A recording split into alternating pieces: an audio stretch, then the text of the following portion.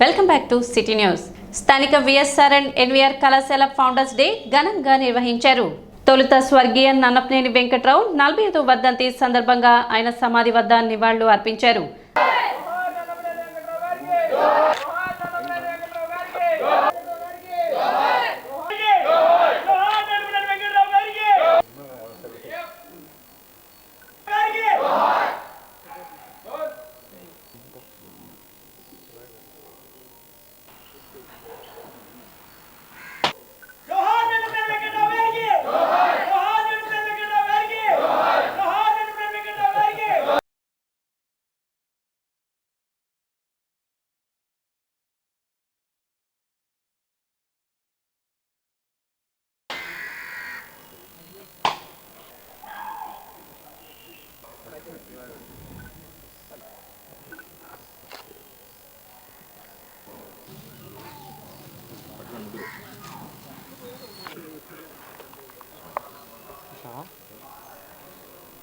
మరోలేని మహామనిషి నన్నపనేని వెంకట్రావు గారు ఏనాటికైనా ఎన్నేళ్లకైనా ఎన్ని తరాలైనా కూడా గుర్తుండే విధంగా ఆయన మనకు తెలుసు. ఆయన ఒక మనిషి కాదు, ఒక వ్యక్తి కాదు, ఒక శక్తి. అందరి హృదయాల్లో చిరస్థాయిగా నిలిచిపోవడానికి కారణం విద్యారంగం పట్ల ఆయనకున్న గౌరవభావంతో పేద బలహీన వర్గాల కోసం నిర్మించినటువంటి ఆ కళాశాల నిదర్శనం.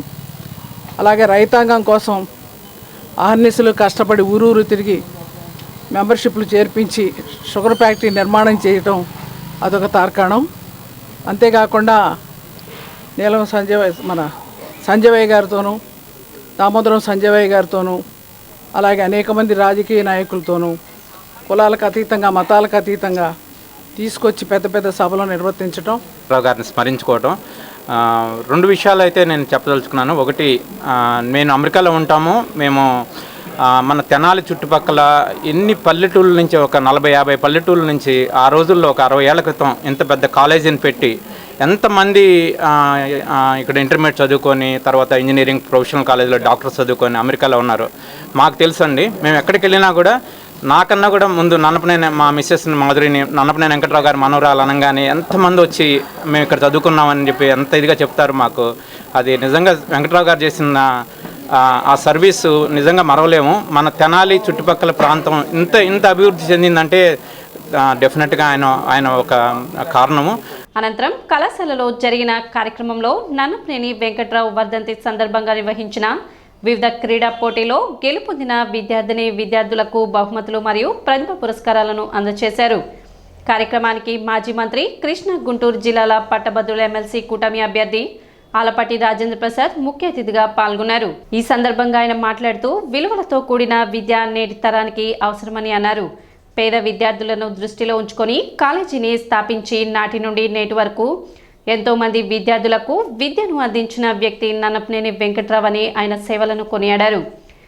స్మరించుకునే సందర్భం ఈరోజు ఈ ప్రాంతానికే కాకుండా యావత్తు రాష్ట్రానికి, ఉమ్మడి రాష్ట్రంలో రాజకీయాలలో ఆయనకు ఒక ప్రత్యేకమైనటువంటి పాత్ర పోషించినటువంటి వ్యక్తి కీర్తిశేషులు నన్నపనేని వెంకట్రావు. అలాగే ఈ కళాశాలలో చదువుకోవడానికి అవకాశం కల్పించినటువంటి మనిషి. ఎందుకంటే అప్పటికి కొంతమంది వరకే, కొన్ని వర్గాల వరకే చదువు అనే భావన ఉన్న సందర్భంలో ప్రారంభించబడినటువంటి ఈ కళాశాల ఒక వర్గానికో, ఒక వర్ణానికో విద్య కాదు, విద్య ఎక్కడైతే వ్యాప్తి చెందిందో వికాసవంతమైనటువంటి సమాజాన్ని ఏర్పరచుకోగలుగుతామో అలాంటి సమాజంలో మనందరం కూడా జీవించాలని తపనతో ప్రారంభించబడినటువంటి విద్యా సంస్థ. ఆ రకమైన ఆలోచన జంపని షుగర్ ఫ్యాక్టరీని ప్రారంభించడానికి కారకులైనటువంటి మహోన్నతులు కీర్తిశేషులు నన్నపనేని వెంకట్రావు. 52 సంవత్సరాల క్రితం జరిగినటువంటి పోరాటం, అలాంటి పోరాటాల్లో కూడా ఆయన భాగస్వామి. ఆయన ఒక తలమానికంగా ఈ ప్రాంతంలో ఉన్నటువంటి వ్యక్తి. రాజకీయాల్లో ఈనాటికి కూడా నేను నన్నపనేని వెంకట్రావు గారి వర్గం అండి అని చెప్పుకునే ప్రజలు ఉన్నటువంటి ప్రాంతానికి ఆయన ఒక నాయకుడు అని చెప్పి మీకు మనం చేస్తాం. అంటే ఏ రకంగా ఆయన జీవించాడనేది మనం చూసుకున్నట్లయితే ఆయన ఏమీ ఆశించలా, ఆయన ఏమీ సంపాదించలా, కాస్త కూస్తో ఉన్నది పోగొట్టుకున్న వ్యక్తే కానీ ఆయన సమాజానికి ఉపయోగపడాలి, సమాజం ఎదిగినప్పుడే అది నిజమైనటువంటి పరిపక్వత చెందినట్టుగా అది నా పరిపూర్ణత, నా జీవితానికి ఒక పరిపూర్ణత ఏర్పడుతుందని చెప్పి ఆ రకంగా జీవించినంత కాలం కూడా. కార్యక్రమంలో మాజీ మహిళా కమిషన్ చైర్మన్ నన్నపనేని రాజకుమారి, ముకుందరావు, కంటంనేని సుధాకర్, ధూళిపాళ్ల సుధాకర్, కళాశాలల కరెస్పాండెంట్ నన్నపనేని సుధాకర్, భాగ్యలక్ష్మి, ఇంజనీరింగ్ కళాశాల CEO భాస్కర్, సుగుణ, డిగ్రీ కళాశాల principal Ravindranath, engineering college principal Ajay, Srirama rural కళాశాల డైరెక్టర్ కొలసాని తులసి ప్రసాద్, ఉపాధ్యాయులు, అధ్యాపకేతర సిబ్బంది పాల్గొన్నారు. ఈ సందర్భంగా విద్యార్థులు నిర్వహించిన పలు సాంస్కృతిక కార్యక్రమాలు ఆహుతులను అలరించాయి.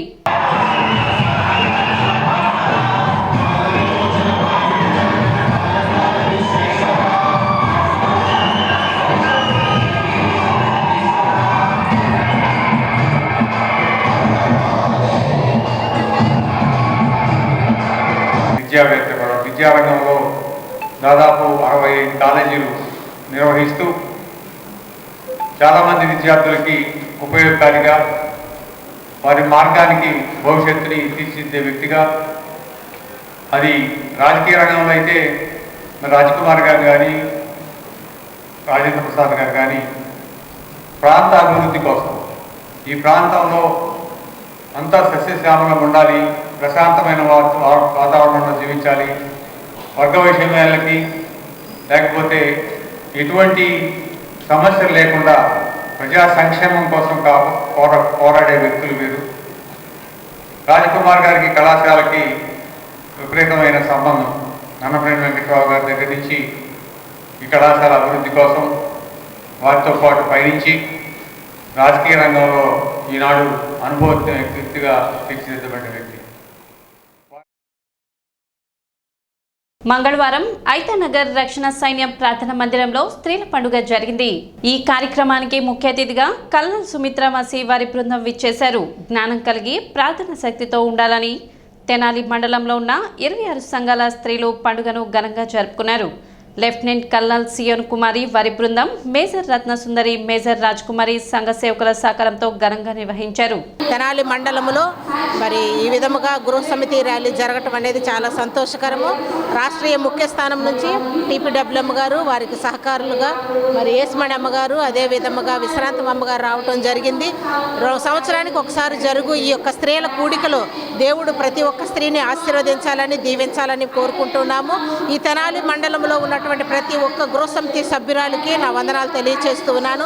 దేవుడు బహుగా ఈ యొక్క ర్యాలీని జయప్రదం జరిగిస్తూ ప్రతి ఒక్కరూ దీవించబడాలని, ఆశీర్వదించబడాలని మా యొక్క కోరిక అయినది.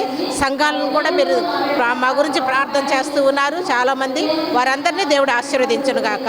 ఆమేన్. తెనాలి ప్రభుత్వ వైద్యశాలలో డాక్టర్ నిర్లక్ష్యానికి నిండు ప్రాణం బలైంది.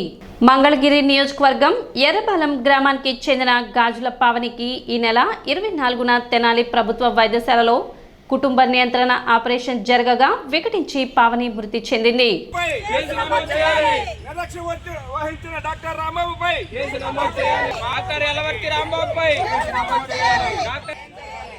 పావని కుటుంబానికి 77వ మహాత్మా గాంధీ ఆరాధన మహోత్సవాల సందర్భంగా స్థానిక శ్రీ మహాత్మా శాంతి ఆశ్రమంలో 4వ రోజు వారోత్సవాలు ఘనంగా నిర్వహించారు. ఈ సందర్భంగా మహాత్మా గాంధీజీ, కస్తూర్బా గాంధీజీ విగ్రహానికి అష్టోత్తర శతనామార్చన, విశేష పూజలు నిర్వహించారు. నిర్వాహకులు వజ్రాల రామలింగాచారి మాట్లాడుతూ దైవభక్తుడు అంటే ఎదుటివానికి సహాయం చేసే తత్వం గలవారేనని, దైవభక్తి కలిగిన వారని గాంధీజీ పేర్కొన్నట్లు గుర్తు చేశారు. ఈ సందర్భంగా FCI డిపార్ట్మెంట్లో పనిచేసి రిటైర్డ్ అయిన వట్టికోటి సత్యనారాయణ తన తల్లి వట్టికోటి అక్కమ్మ పేరుతో ₹1,00,000 విరాళం ప్రకటించారు. నేను ఎప్పటి నుండి గాంధీ ఆశ్రమం చూడాలనుకునేదాన్ని. ఇవాళ మా పురోహితుల గారి ద్వారా ఇక్కడికి రావడం అనేది నిజంగా ఒక పూర్వజన్మ సుకృతమేమో. అంటే ఎప్పటి నుండో అది ఇప్పుడు నా పెళ్ళై 33 ఏళ్ళు తెనాలి వచ్చినాను. ఎప్పుడైతే గాంధీ ఆశ్రమం అనేది ఒకటి ఉందని, మహాత్మా గాంధీ గారికి ఒక గుడి ఉందని, అక్కడ సేవలు చేస్తారని నేను ఈసారినే చూశాను. ఆ టీవీలో, సిటీ కేబుల్లో కానీ ఏ టీవీలో అయినా ఆయన ఎలా ఉంటారని ప్రత్యక్షంగా వాళ్ళు చూశాను అనమాట. ఈ సేవ చేసే ఆయన, గాంధీ గారి ఆశ్రమం, ఇవన్నీ నిజంగానే నన్ను తీసుకొచ్చిన గురువు గారికి చాలా చాలా థ్యాంక్స్. భావం ఎట్లా ఉంటుందంటే మనసులో పూర్తిగా నిమగ్నమైపోయి ఒక ఉత్తేజాన్ని ఇచ్చి ఒక త్యాగాన్ని పలికిస్తుంది. గతంలో వీరు వాళ్ళ నాన్నగారు రంగయ్య గారి పేరుతో, వట్టిగోడు రంగయ్య గారి పేరుతో 50,116 రూపాయలు ఇచ్చారు.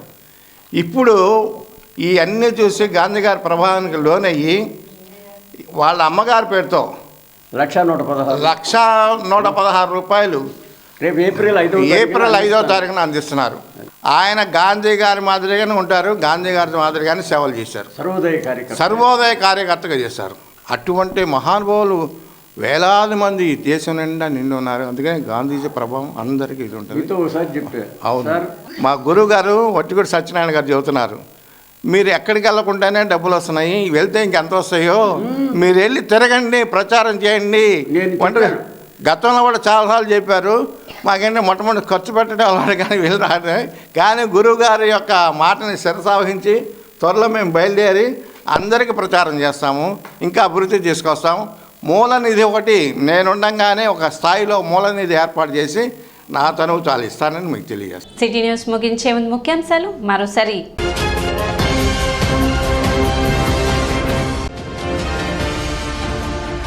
సంక్షేమంతో పాటు అభివృద్ధి పదంలో రాష్ట్రాన్ని నిలబెట్టే ఏకైక వ్యక్తి ముఖ్యమంత్రి నారా చంద్రబాబు నాయుడు. కృష్ణా, గుంటూరు జిల్లాల ఎమ్మెల్సీ కూటమి అభ్యర్థి ఆలపాటి రాజేంద్ర ప్రసాద్.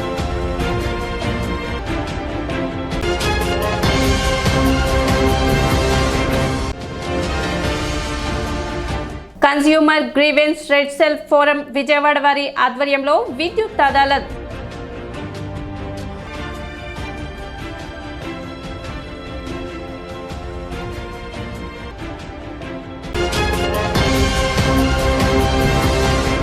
సిటీ న్యూస్ ఇంతటితో సమాప్తం. నమస్కారం.